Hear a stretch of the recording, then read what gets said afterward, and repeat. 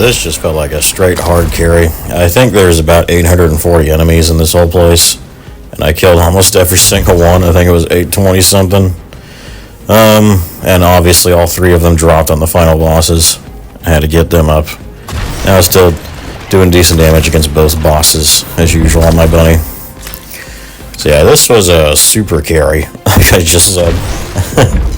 There was an ultimate Freyna in here who wasn't doing anything. Well, none of them were doing anything. I was in one fight before this with another ultimate Freyna that was keeping up with me and getting some kills, but at the end of it, I got 700 kills, which means that she maximum got like 140, but there was another buddy in there that was lagging behind that probably got some.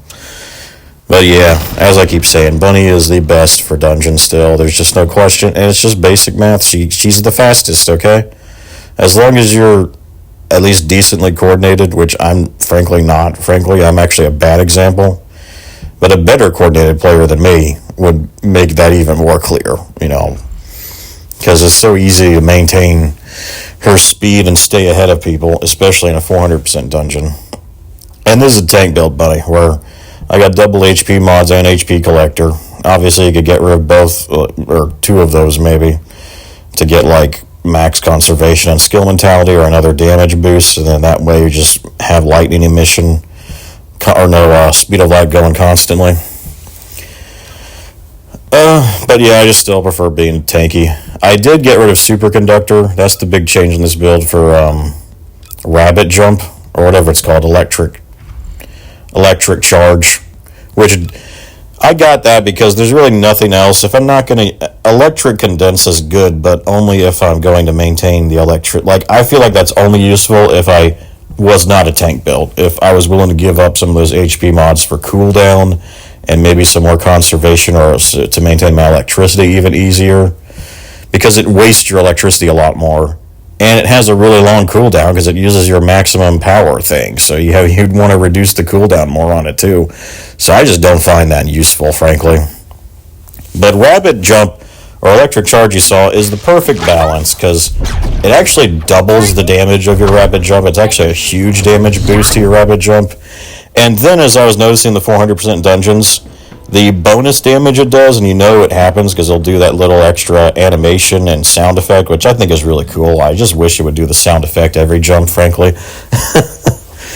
just for looks, even if it didn't give me the damage boost, I would just like to have that sound effect when I'm jumping constantly, but definitely feels powerful. And it definitely increases the damage even more. But it actually activates more in 400% dungeons, especially when you're staying ahead and getting most of the kills usually on Bunny. Since I think it's based on how many enemies, not even you kill, but hit, I believe, with it. How many enemies you hit with it. Once it stacks up to 100, it goes off. Which, as you were seeing, was all the time in this dungeon. So that was cool. But yeah, I prefer that because it was a decent damage increase. It also offers me decent AoE damage in the rare moments where lightning emission might not be active or going off.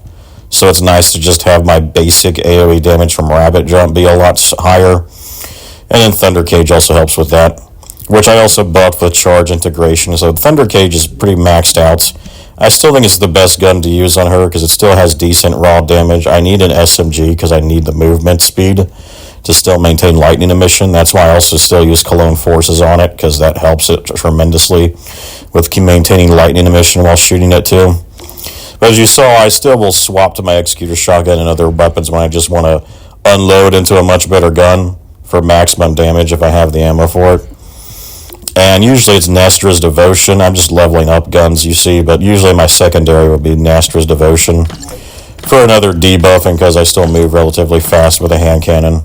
I may want to go a handgun. I've been thinking maybe I want to switch Thunder Cage for one of the ultimate handguns. Now that you can implant reactors, I could do that.